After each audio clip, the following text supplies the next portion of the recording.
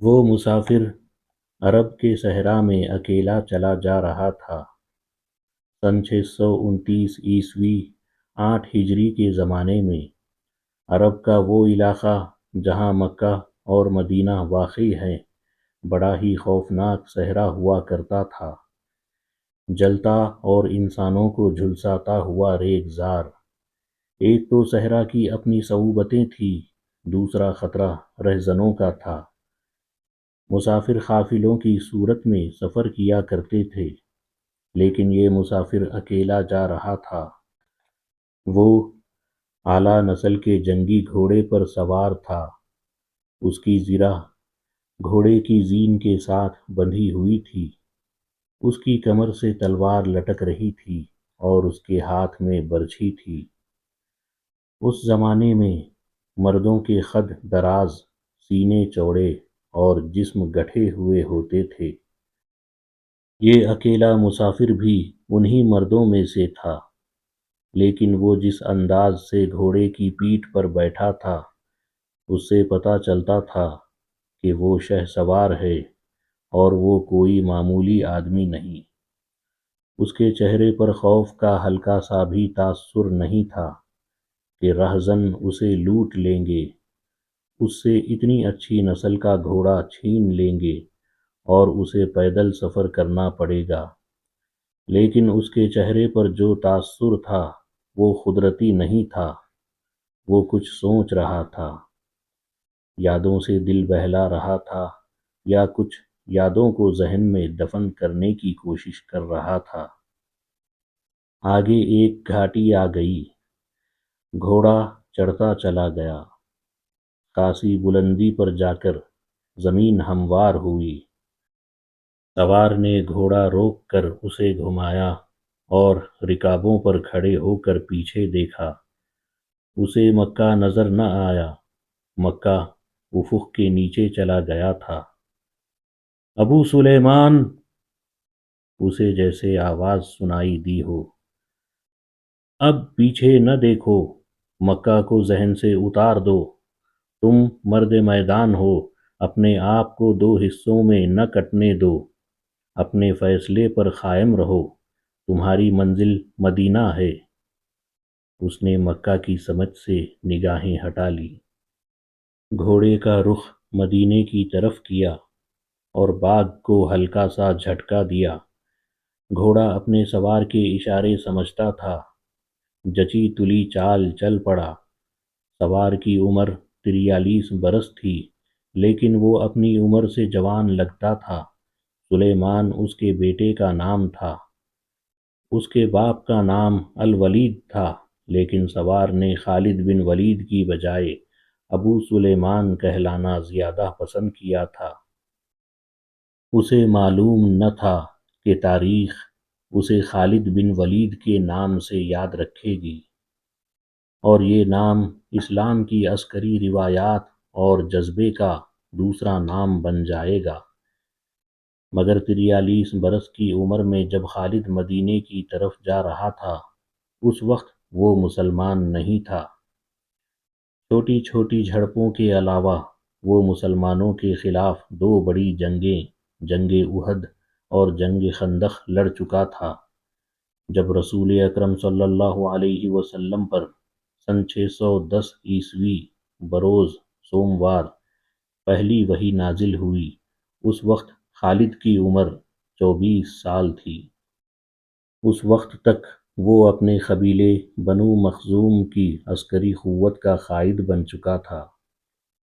بنو مخزوم کا شمار قریش کے چند ایک معزز خاندانوں میں ہوتا تھا۔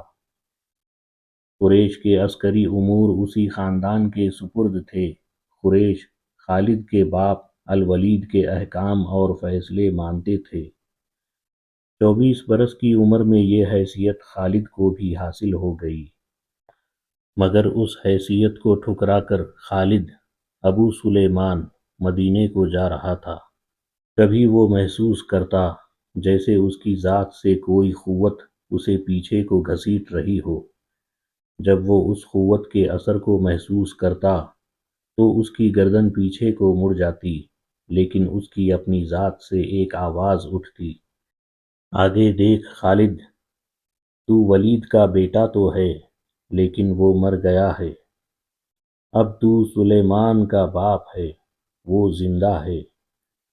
اس کے ذہن میں دو نام اٹک گئے، محمد رسول اللہ جو ایک نیا دین لائے تھے، اور الولید جو خالد کا باپ اور محمد اور آپ صلی اللہ علیہ وسلم کے نئے دین کا بہت بڑا دشمن تھا۔ باپ یہ دشمنی ورثے کے طور پر خالد کے حوالے کر کے دنیا سے اٹھ گیا۔ خالد کے گھوڑے نے پانی کی مشک پر اپنے آپ ہی رخ بدل لیا تھا۔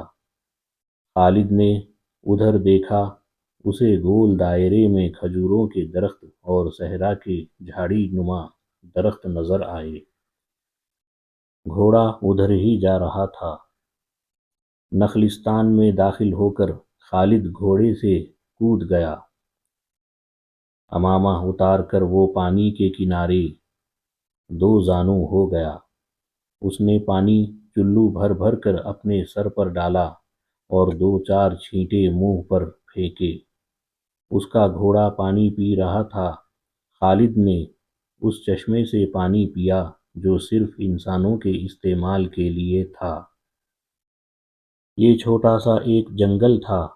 خالد نے گھوڑے کی زین اتاری اور زین کے ساتھ بندھی ہوئی چھوٹی سی ایک دری کھول کر جھاڑی نما درختوں کے جھنڈ تلے بچھائی اور لیٹ گیا۔ وہ تھک گیا تھا، تھوڑی سی دیر کے لیے سو جانا چاہتا تھا، مگر اس کے ذہن میں یادوں کا جو قافلہ چل پڑا تھا وہ اسے سونے نہیں دے رہا تھا۔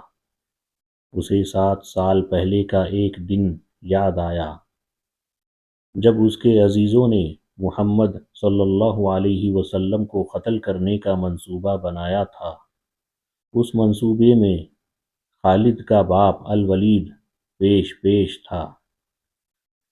وہ ستمبر 622 عیسوی کی ایک رات تھی۔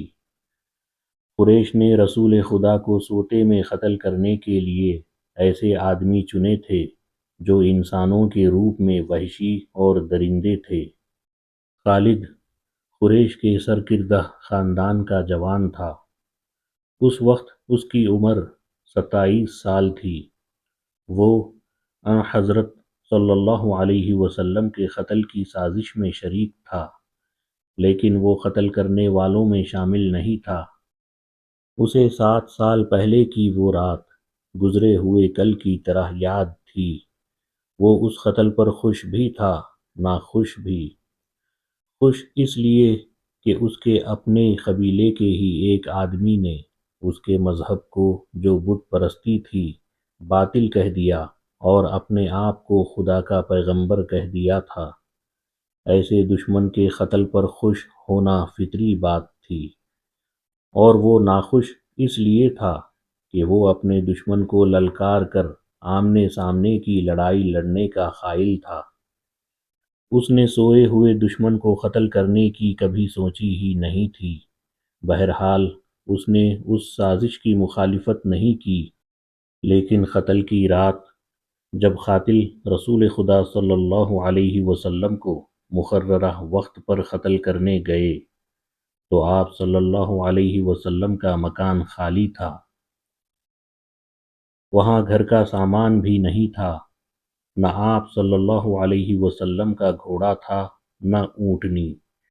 قریش اس امید پر سوئے ہوئے تھے کہ صبح انہیں جو خوشخبری ملے گی کہ ان کے مذہب کو جھٹلانے اور انہیں اپنے نئے مذہب کی طرف بلانے والا قتل ہو گیا ہے، مگر صبح وہ ایک دوسرے کو مایوسی کے عالم میں دیکھ رہے تھے۔ پھر وہ سرگوشیوں میں ایک دوسرے سے پوچھنے لگے، محمد کہاں گیا؟ رسول اکرم صلی اللہ علیہ وسلم قتل کے وقت سے بہت پہلے اپنے قتل کی سازش سے آگاہ ہو کر مکہ سے یثرب یعنی مدینہ کو ہجرت کر گئے تھے۔ صبح تک آپ بہت دور نکل گئے تھے۔ آج 7 برسوں بعد خالد بھی مدینے کی طرف جا رہا تھا، اور اس کے ذہن پر محمد صلی اللہ علیہ وسلم کا نام سوار تھا۔ اس نے جنگ احد میں اپنے دیوتا حبل اور دیوی عزا کے دشمن محمد صلی اللہ علیہ وسلم کو قتل کرنے کی بھرپور کوشش کی تھی، مگر آپ صلی اللہ علیہ وسلم زخمی حالت میں وہاں سے نکل گئے تھے۔ خالد کے ذہن سے یادیں پھوٹتی چلی آ رہی تھی۔ ذہن پیچھے ہی پیچھے ہٹتے ہٹتے 16 برس دور جا رکا۔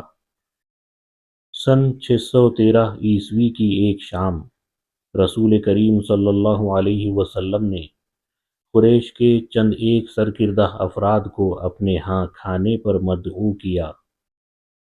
کھانے کے بعد رسول کریم صلی اللہ علیہ وسلم نے اپنے مہمانوں سے کہا، اے بنی عبد المطلب، میں تمہارے سامنے جو تحفہ پیش کرنے لگا ہوں وہ عرب کا کوئی اور شخص پیش نہیں کر سکتا۔ اس کے لیے اللہ نے مجھے منتخب کیا ہے۔ مجھے اللہ نے حکم دیا ہے کہ تمہیں ایک ایسے مذہب کی طرف بلاؤں جو تمہاری دنیا کے ساتھ تمہاری عاقبت بھی آسودہ اور مسرور کر دے گا۔ اس طرح رسول اکرم صلی اللہ علیہ وسلم نے پہلی وحی کے نزول کے 3 سال بعد اپنے قریبی عزیزوں کو اسلام قبول کرنے کی دعوت دی۔ خالد اس محفل میں نہیں تھا، اس کا باپ مدعو تھا۔ اس نے خالد کو مذاق اڑانے کے انداز میں بتایا تھا کہ عبد المطلب کے پوتے محمد نے کہا ہے کہ وہ اللہ کا بھیجا ہوا نبی ہے۔ ہم جانتے ہیں عبد المطلب قریش کا ایک سردار تھا۔ الولید نے اپنے بیٹے خالد سے کہا، بے شک محمد کا خاندان اعلیٰ حیثیت رکھتا ہے، لیکن نبوت کا دعویٰ اس خاندان کا کوئی فرد کیوں کرے؟ اللہ کی قسم اور قسم حبل اور عزا کی، میرے خاندان کا رتبہ کسی سے کم نہیں۔ کیا نبوت کا دعویٰ کر کے کوئی ہم سے اونچا ہو سکتا ہے؟ آپ نے اسے کیا کہا ہے؟ خالد نے پوچھا۔ پہلے تو ہم چپ ہو گئے، پھر ہم سب ہنس پڑے، الولید نے کہا، لیکن محمد کے چچا زاد بھائی علی بن ابو طالب نے محمد کی نبوت کو قبول کر لیا ہے۔ خالد اپنے باپ کی طنزیہ ہنسی کو بھولا نہیں تھا۔ خالد کو سن 629 عیسوی کے ایک روز مکہ اور مدینہ کے راستے میں ایک نخلستان میں لیٹے ہوئے وہ وقت یاد آ رہا تھا۔ رسول اللہ جن کی نبوت کو قریش کے سردار قبول نہیں کر رہے تھے، اس نبوت کو لوگ قبول کرتے چلے جا رہے تھے۔ ان میں اکثریت نوجوانوں کی تھی، بعض مفلس لوگوں نے بھی اسلام قبول کر لیا۔ اس سے نبی کریم صلی اللہ علیہ وسلم کے حوصلے میں جان آ گئی، اور آپ صلی اللہ علیہ وسلم نے اسلام کی تبلیغ تیز کر دی۔ آپ صلی اللہ علیہ وسلم بت پرستی کے خلاف تھے۔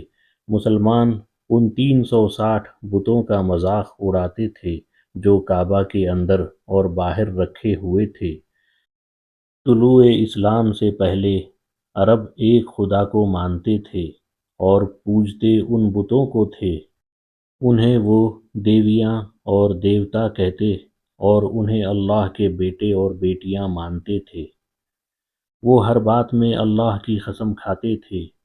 قریش نے دیکھا کہ محمد صلی اللہ علیہ وسلم کے جس دین کا انہوں نے مذاق اڑایا تھا وہ مقبول ہوتا جا رہا ہے، تو انہوں نے آپ صلی اللہ علیہ وسلم کی تبلیغی سرگرمیوں کے خلاف محاذ بنا لیا اور مسلمانوں کا جینا حرام کر دیا۔ خالد کو یاد آ رہا تھا کہ اس نے اللہ کے رسول صلی اللہ علیہ وسلم کو گلیوں اور بازاروں میں لوگوں کو اکٹھا کر کے انہیں اسلام قبول کرنے کی دعوت دیتے اور بتاتے دیکھا تھا کہ بت انہیں نہ فائدہ دے سکتے ہیں نہ نقصان۔ عبادت کے لائق صرف اللہ ہے جو وحدہ لا شریک ہے۔ رسول خدا صلی اللہ علیہ وسلم کی مخالفت کے قائد قریش کے 4 سردار تھے۔ ایک تو خالد کا باپ الولید تھا، دوسرا نبی کریم صلی اللہ علیہ وسلم کا اپنا چچا ابو لہب تھا، تیسرا ابو سفیان اور چوتھا ابو الحکم تھا جو خالد کا چچا زاد بھائی تھا۔ مسلمانوں پر سب سے زیادہ ظلم و تشدد اسی شخص نے کیا تھا، وہ جہالت کی حد تک کینہ پرور اور مسلم کش تھا۔ اسی لیے مسلمان اسے ابو جہل کہنے لگے تھے۔ یہ نام اتنا عام ہوا کہ لوگ جیسے اس کا اصل نام بھول ہی گئے ہوں۔ تاریخ نے بھی اس پستہ قد، بھینگے اور لوہے کی طرح مضبوط آدمی کو ابو جہل کے نام سے ہی یاد رکھا ہے۔